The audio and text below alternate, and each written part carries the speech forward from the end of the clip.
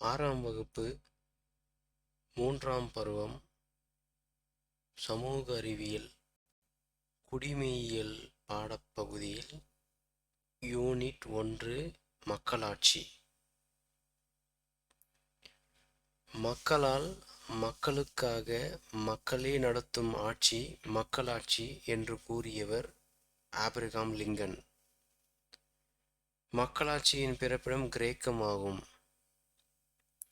நேரடி மக்களாட்சியில் மக்களே சட்டங்களை உருவாக்குகின்றனர்.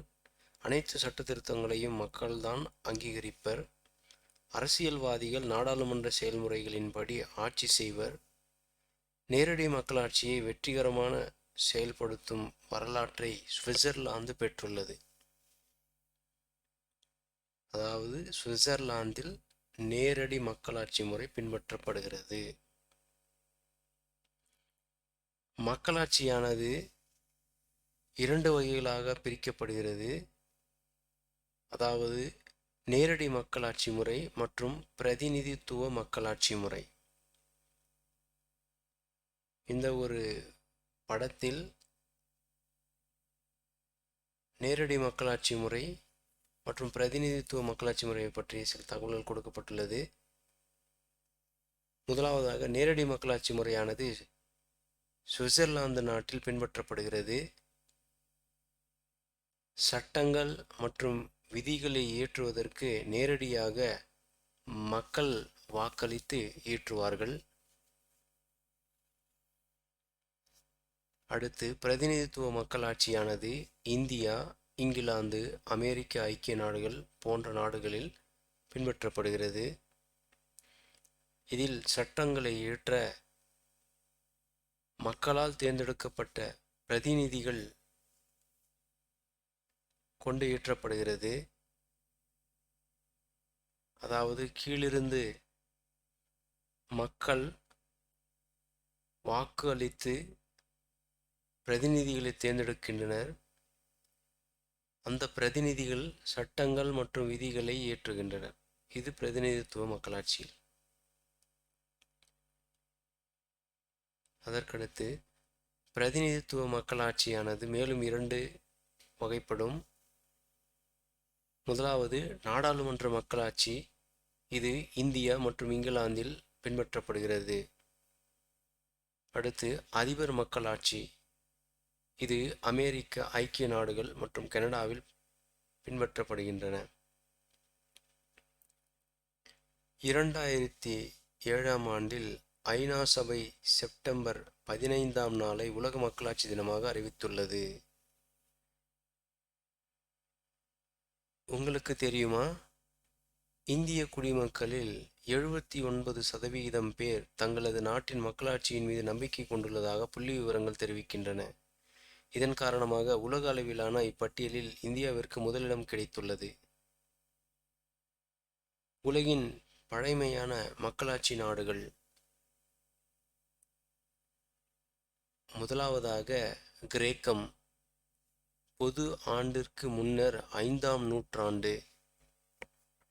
அமைவிடம் கிரீஸ். சிறப்பு கூறுகள் அரசியல் தத்துவத்தின் அடித்தளம். இரண்டாவது ரோமானிய பேரரசு. காலம் பொது ஆண்டிற்கு முன்னர் 300 50 வரை. அமைவிடம் தீபகற்ப இத்தாலி, ரோம். சிறப்பு கூறுகள் நாகரிக வளர்ச்சியின் உலகளாவிய விரிவாக்கம். மூன்றாவதாக சான் மரினோஸ். காலம் பொது ஆண்டு 301. அமைவிடம் இத்தாலி. பழைமையான அரசியலமைப்பு தற்போதும் நடைமுறையில் உள்ளது. நான்காவது ஐஸ்லாந்து. பொது ஆண்டு 930. அமைவிடம் திங்வேலிர். சிறப்பு கூறுகள் உலகிலேயே பழைமையான மற்றும் நீண்ட காலமாக செயல்பட்டு வரும் நாடாளுமன்றத்தை கொண்டது. ஐந்தாவது மனிதத்தீவு. ஆங்கிலத்தில் சில் ஆஃப் மேன். பொது ஆண்டு 927. அமைவிடம் இங்கிலாந்திற்கும் அயர்லாந்திற்கும் இடையே உள்ளது. சிறப்பு கூறுகள்: மன்னராட்சியின் கீழ் சுயாட்சி. 6வது இங்கிலாந்து. காலம் பொது ஆண்டு 13ஆம் நூற்றாண்டு.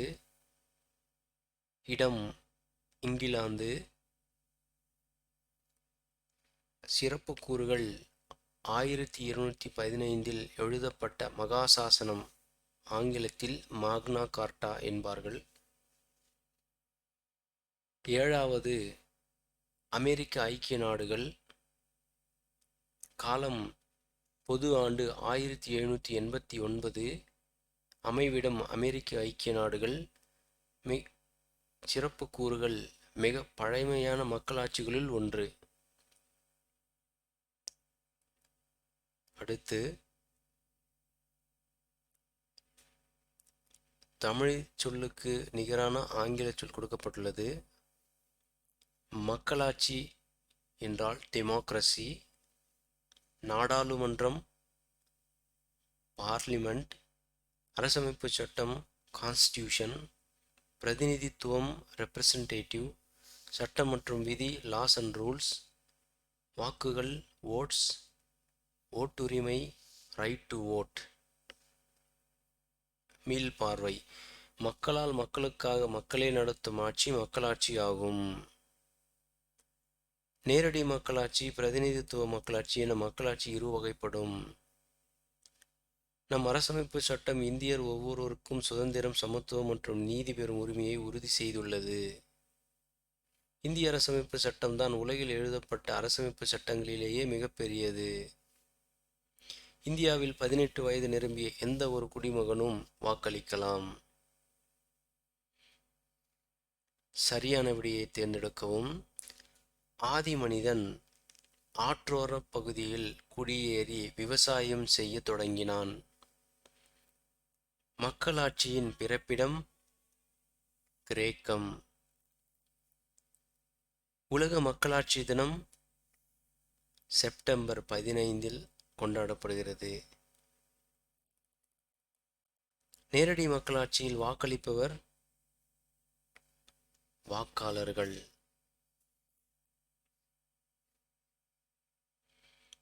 இத்துடன் 6ஆம் வகுப்பு சோஷியல் சயின்ஸ் சமூக அறிவியலில் டேர்ம் 3 உள்ள யூனிட் 1 முடிந்துவிட்டது. அடுத்து யூனிட் 2 சந்திப்போம்.